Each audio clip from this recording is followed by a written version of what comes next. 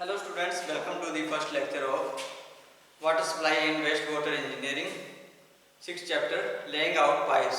जैसे कि हमने लास्ट में डिस्कस किया था कन्वेंस और वाटर के बारे में, तो जो उसके बाद जो है हम पाइपलाइन बिछाते हैं, ठीक है। पानी की सप्लाई को जो है सिटी के अंदर या शहर के अंदर या कंज्यूमर तक पहुंचाने के लिए तो जो पाइप्स बिछाई जाती है तो उसकी जो है लेइंग आउट, ठीक है, तो उसके बारे में प्लानिंग की जाती है और उसको जो है सेटिंग और अलाइनमेंट की जाती है पाइप्स की।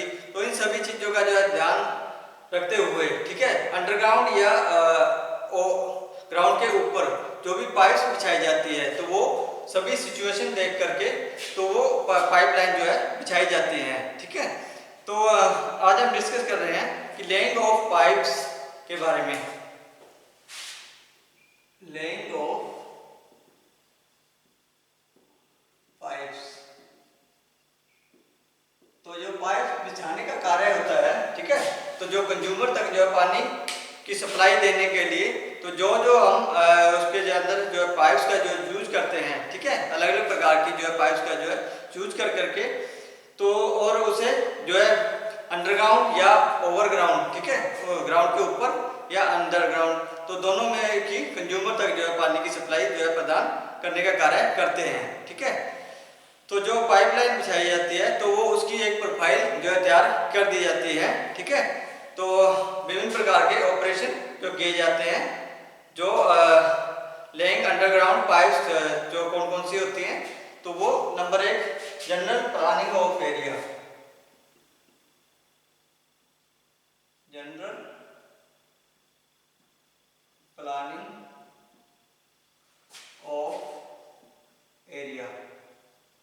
तो सबसे पहले क्या करते हैं, प्लानिंग करते हैं, ठीक है। जो भी जहाँ तक भी शहर तक जो पाइपलाइन बिछानी है तो उसके बारे में पूरी की पूरी पहले प्लानिंग की जाती है, देखा जाता है कि वो एरिया कैसा है, स्ट्रीट कैसी है, स्ट्रीट में बिछानी है या खुले एरियाज में बिछानी है, ठीक है, तो और वहाँ का एटमॉस्फेयर कैसा है, सोइल कैसी है, तो वो सभी चीज़ों का जो है ध्यान में रख करके जो है ये जो है बिछाई जाती है, ठीक है। तो वहाँ जो है ट्रैफिक वगैरह तो नहीं है या किसी प्रकार की कोई दुविधा तो नहीं है, तो वो सभी चीज़ों को देखते हुए जो है पाइपलाइन की जो है लेआउट जो है तैयार की जाती है, ठीक है। तो जो एक्चुअल वर्क होना है तो उसकी जो है कितने प्रकार के कितनी लेंथ तक जो है वो हमने जो है पाइपलाइन बिछानी है, उसमें कितने जो है वाल्व या फायर हाइड्रेंट जो है की आवश्यकता रहती है, तो ये सारी जो है जनरल प्लानिंग की जाती है, ठीक है। तो वो ये भी देखा जाता है कि ग्राउंड लेवल पे करनी है या अंडरग्राउंड करना है, तो वो सभी चीज़ों को ध्यान में रखते हुए जो है तो जनरल प्लानिंग की जाती है इसकी एरिया की, ठीक है, जहाँ पे हमने पाइपलाइन बिछानी है। फिर उसके बाद क्या करना है, setting out alignment, setting out alignment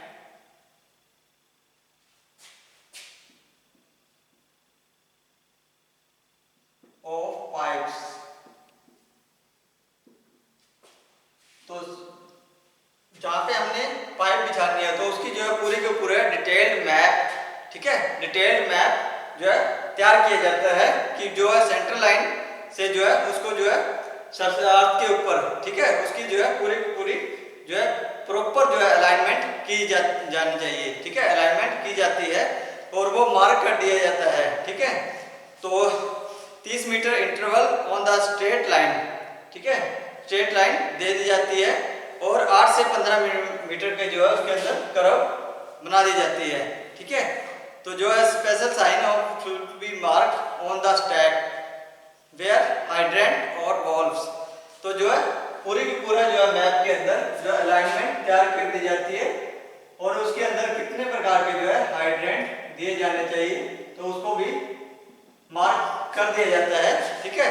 तो उसको देख करके ही सब पूरा जो है प्रॉपर जो अलाइनमेंट की जाती है, ठीक है। उसके बाद number 3 excavation of trench, excavation of trench. तो क्या करते हैं, खुदाई करते हैं, ठीक है, पूरी जो है अलाइनमेंट करके उसको जो है सीधा माप करके उस पर जो है लाइन खींच करके, तो उसी लाइन के अनुसार ही, तो जैसा है कि उसमें जो है खुदाई का कार्य शुरू कर देते हैं, ठीक है। सेंट्रल लाइन या पाइपलाइन की अलाइनमेंट के हिसाब से ही जो है एक्सक्यूवेशन ऑफ ट्रेंचेस जो है उसके अंदर जो है खुदाई का कार्य शुरू कर देते हैं, ठीक है। तो उसकी विड्थ जो डिसाइड की जाती है किसकी, पाइपलाइन के हिसाब से जो है उसको जो है थोड़ा ज़्यादा चौड़ा किया जाता है, ठीक है। और उसके अंदर कितने प्रकार के जो है पाइप जो है ज्वाइनिंग या जॉइंट लगने हैं, तो उसी के हिसाब से जो है खुदाई का कार्य रहता है। तो जो विड्थ रहती है ट्रेंच की, जो उसके अंदर जो खुदाई करते हैं, तो उसकी जो विड्थ रहती है 35 से 50 सेंटीमीटर, ठीक है। तो जो अपनी पाइपलाइन है उससे जो है 35 से 50 सेंटीमीटर जो है एक्स्ट्रा जो है खुदाई की जाती है, ठीक है। आउटसाइड डायमीटर जो भी रहता है पाइप का, उससे जो है 35 से 40 सेंटीमीटर ज़्यादा जो है खुदाई का कार्य किया जाता है। लेकिन जो है 75 सेंटीमीटर से ज़्यादा नहीं होना चाहिए, क्योंकि पाइपलाइन की जो अलाइनमेंट जो है बिगड़ सकती है, वो इधर उधर हो सकती है। इसलिए 35 से 50 सेंटीमीटर की जो है मैक्सिमम ये होनी चाहिए, ठीक है। उसके पाइप के डायमीटर जो है पाइप के डायमीटर से, ठीक है, जो खुदाई होती है, ठीक है। लेकिन 75 सेंटीमीटर से ज़्यादा नहीं होनी चाहिए, नहीं होनी चाहिए,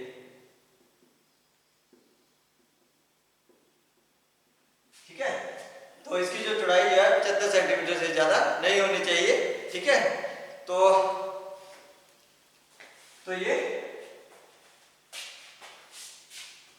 तो इसकी डेप्थ जो रहती है तो वो 20 सेंटीमीटर, ठीक है। तो जो हाइट रहती है या उसकी डेप्थ जो रखी जाती है वो 20 सेंटीमीटर से ज़्यादा नहीं होनी चाहिए, ठीक है। और लेंथ 1 मीटर, लगभग 1 मीटर के लगभग होनी चाहिए, ठीक है। तो ये था, तो ये इसमें जो एक्सक्यूवेशन की जाती है तो वो जेसीबी से भी कर सकते हैं और मैनुअल भी, जो है दोनों तरीकों से जो है इसको जो है ऑपरेट किया जा सकता है या उसके अंदर खड्डा किया जा सकता है, ठीक है। तो वो जेसीबी जो है जेसीबी से जो है प्रॉपर प्रोटेक्शन में जो है इसको जो है किया जा सकता है, ठीक है। जो भी खुदाई है तो वो देखी जाती है कि डीप सोइल है, जो सॉफ्ट सोइल है, तो और उससे जो है जो सोइल होती है, ठीक है, जो भी खुदाई करने के बाद जो सोइल निकलते हैं उसको जो है दूर रखा जाता है वो खड्डे से, ताकि वो दोबारा उसी के अंदर ना गिर सके, ठीक है। तो इसीलिए उसको जो है दूर रख दिया जाता है, ठीक है। तो प्रिकॉशंस क्या क्या रहते हैं जब हम खुदाई करते हैं, तो उसके अंदर जो है प्रिकॉशंस रखे जाते हैं।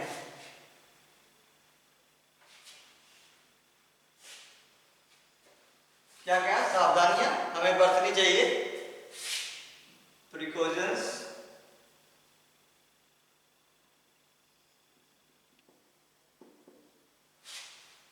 To be taken during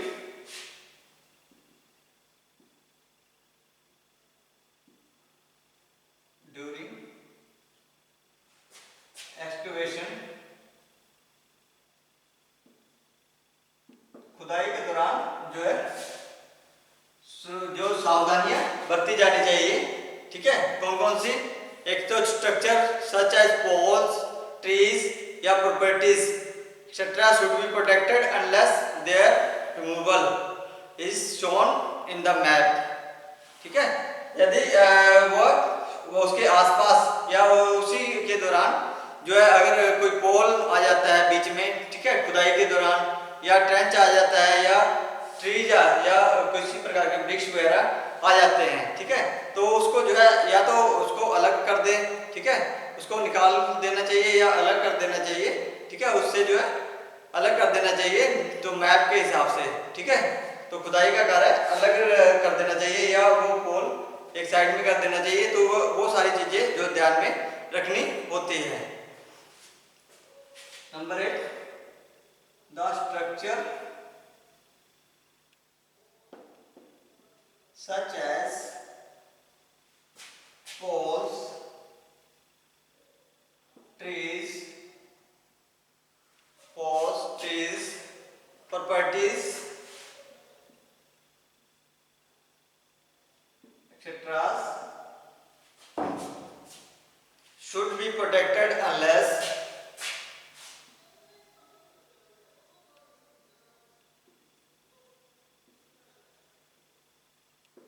protected unless their removal is shown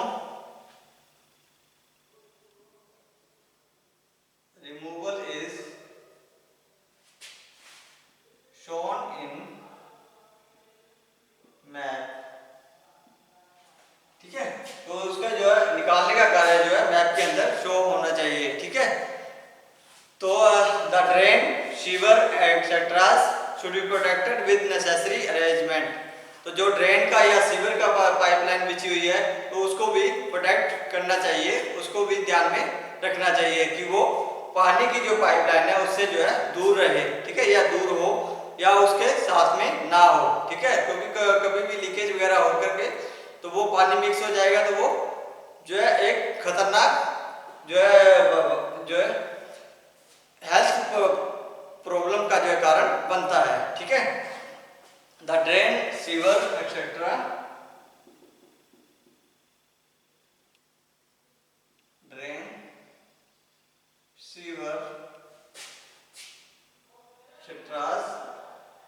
should be protected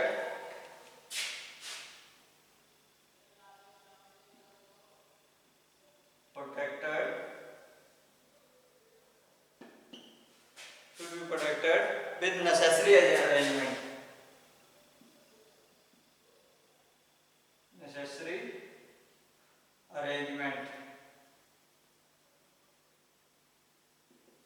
ठीक है, तो जितनी आवश्यकता हो उसी अरेंजमेंट के हिसाब से जो है इसको जो है इससे प्रोटेक्ट करना चाहिए। ठीक है, the excavated soil should be dumped at distance. तो जो है हमने खुदाई करने के बाद जो सॉइल है उसका जो है वो खड्डे से जो है उसका डिस्टेंस कितना रखना चाहिए, 1.5 मीटर। ठीक है, 1.5 मीटर दूर जो है रख देनी चाहिए। ठीक है, edge of trench, from edge of trench, जो हमने खड्डा खोदा है उससे जो है 1.5 मीटर दूर रखनी चाहिए। The excavated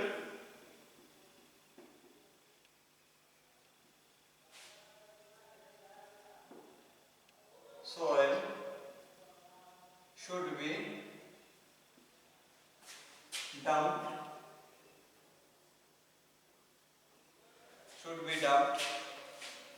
at a distance of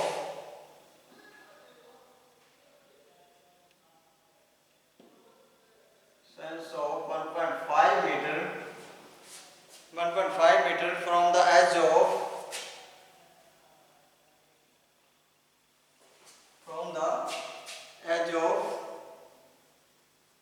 trench। तो जो हमने खड्डा खोदा है उससे जो है लगभग 1.5 मीटर दूर होना चाहिए। The side of trench should be properly spotted if the excavated soil is soft। अगर जो है ट्रेंच की जो है जो खड्डा खोदा है उसकी जो है सोइल जो है बहुत ज़्यादा सॉफ्ट है तो वो क्या करती है, गिर जाती है या उसके अंदर गिरने शुरू हो जाती है। तो उसको जो है प्रॉपर तरीके से जो है उसको जो है बिठाना या उसको जो है कूटना या कूट करके उसको जो है अच्छे से बिठाना।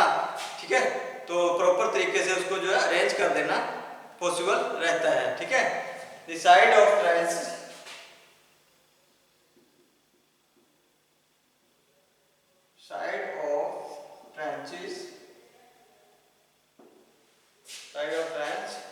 should be properly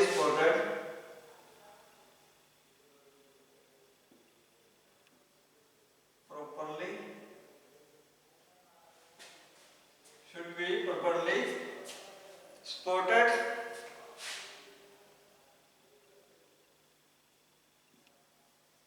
if excavated soil is soft। अगर वो सॉफ्ट है या नरम है तो उसको जो है स्पॉट की आवश्यकता रहती है। ठीक है, तो ये थे अपने प्रोटेक्शन जो है precautions to be taken during excavation, तो खुदाई के समय तो प्रिकॉशंस रखने हैं हमने ट्रैफिक कंट्रोल से भी, ठीक है।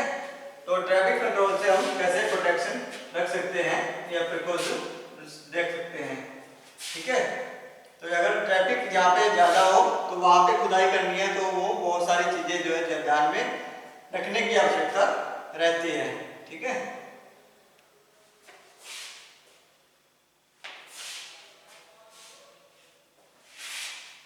To be taken during traffic control. During traffic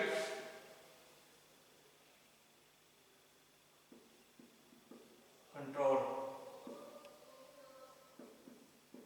तो किन किन चीजों का जो है ध्यान रखना जरूरी होता है, ठीक है, ट्रैफिक कंट्रोल करने के लिए, ठीक है, या फॉर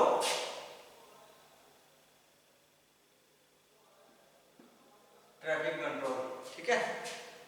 तो कौन कौन से हैं, जो साइन इंडिकेटिंग, तो वो वहां पे जो है हमने क्या रख देने हैं, साइन रख देने हैं, इंडिकेट कर देना है कि यहाँ पे जो है कार्य प्रोग्रेस पे है, ठीक है, कि यहाँ पे अंडर प्रोग्रेस जो है कार्य चल रहा है, ठीक है। तो वो साइन हमने ट्रैफिक, ताकि जो है ट्रैफिक जो है वो उस जहाँ पे हमारा जो एक्सक्वेशन का कार्य है या पाइपलाइन बिछाने का कार्य चल रहा है, तो वो उससे दूसरी साइड से जो है वो चेंज हो सके या दूसरी साइड से निकल सके, ठीक है। The sign indicating that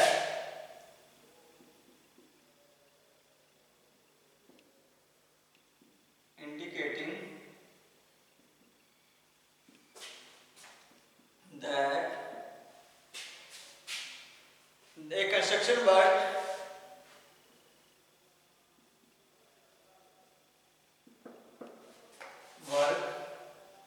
is under progress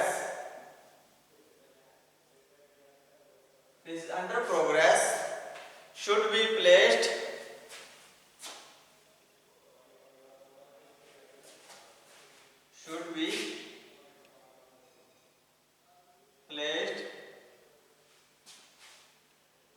at the entrance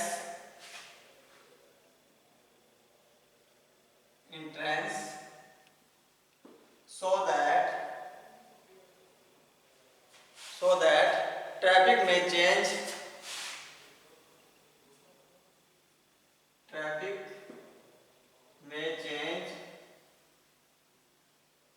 its path, ताकि जो है ट्रैफिक अपना रास्ता जो है चेंज कर सके, ठीक है। तो उसके एंट्रेंस पे जो है जहाँ पे अंडर प्रोग्रेस कार्य चल रहा है, तो वो एक साइन लगा दिया जाना चाहिए कि यहाँ पे जो है कार्य प्रगति पर है, तो ताकि जो है ट्रैफिक जो है अपना रास्ता चेंज कर सके, ठीक है। The interruption to traffic should be the least the construction sign such as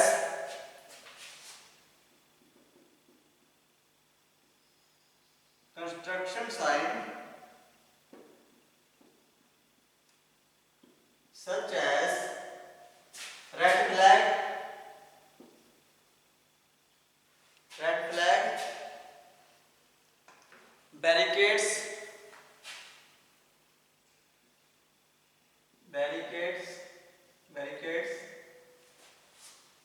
and red lanterns,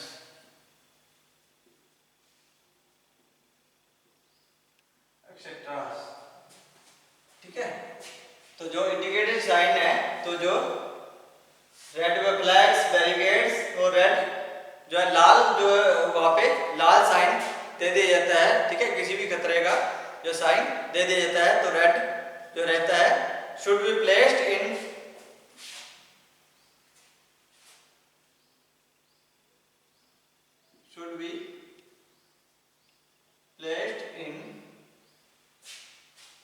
order to avoid accident,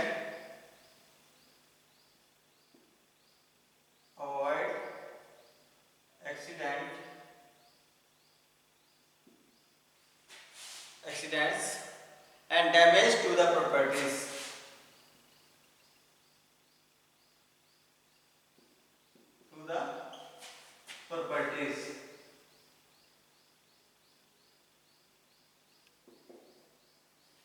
ठीक है, ताकि प्रॉपर्टी को जो है किसी प्रकार का नुकसान ना हो सके, इसलिए वहां पे जो है रेड फ्लैग दिए जाते हैं, ठीक है। तो the material and the equipment should be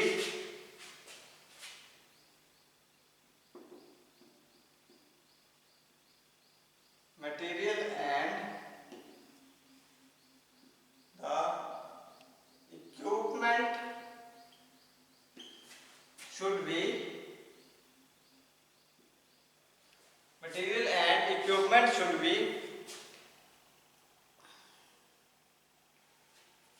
to be used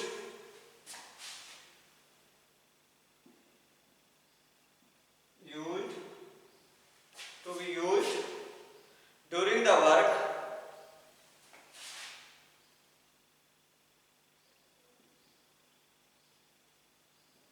and to be liable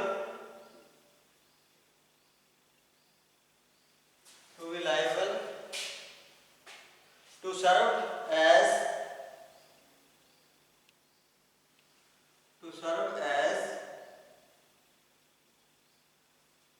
construction serve as obstruction to traffic should be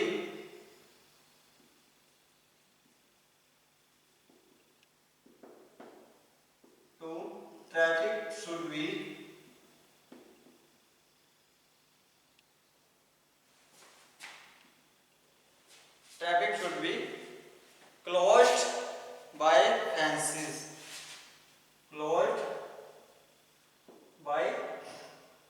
fences, ठीक है। तो जो मटेरियल एंड इक्विपमेंट जो है कार्य पर यूज होना है एंड लायबल टू सर्व, तो जो वहां पे इस्तेमाल होना है, ठीक है। तो वहां पे जो है ट्रैफिक का जो है आना जाना जो है बंद कर देना चाहिए, ठीक है। जो है ट्रैफिक कंट्रोल कर देना चाहिए। The bridge of temporary nature should be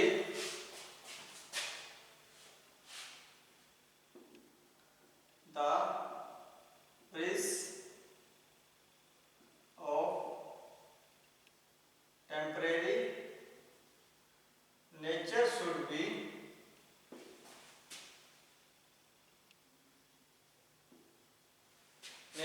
be provided at all such point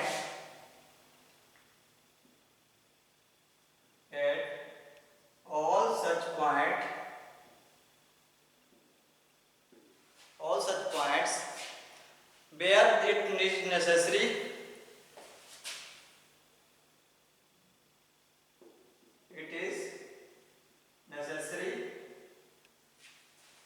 it is necessary for the traffic to cross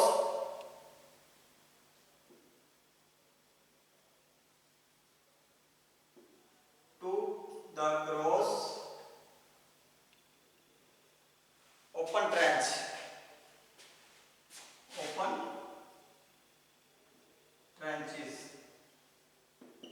ठीक है। तो अगर ज्यादा ही जरूरत है तो वो उसके ऊपर से जो है ब्रिज बना दिया जाए, ठीक है। तो एक ब्रिज जो है टेम्परेरी ब्रिज जो है बना देना चाहिए, ठीक है, ताकि जो है ट्रैफिक जो है उसके ऊपर से जो है गुजर सके, ठीक है। तो ये सारे जो है प्रिकॉशंस जो है बरतने चाहिए या वहाँ पे इस्तेमाल करने चाहिए, ताकि जो है किसी को जो है किसी प्रकार की जो है परेशानी ना हो, ठीक है। तो ये था अपना जो है पाइपलाइंस के बारे में, ठीक है। तो नेक्स्ट हम करेंगे बेडिंग ऑफ पाइपलाइंस। तो ये था एक्सक्यूवेशन जो ट्रेंचेस था, ठीक है। तो नेक्स्ट हम करेंगे number 4 bedding of pipelines and laying of pipe lowering the pipe on trench, ठीक है। तो पाइपलाइन को हमने कैसे बिछाना है और उसके जो है नीचे से या ट्रेंच के जो है के बीच में जो है कैसे उसको जो है प्रॉपर तरीके से जो है बिछा देना है, और लेइंग आउट कैसे करनी है, ज्वाइनिंग कैसे करनी है, इन सब के बारे में हम नेक्स्ट लेक्चर में डिस्कस करेंगे। तो आज के लिए इतना ही, बहुत बहुत धन्यवाद।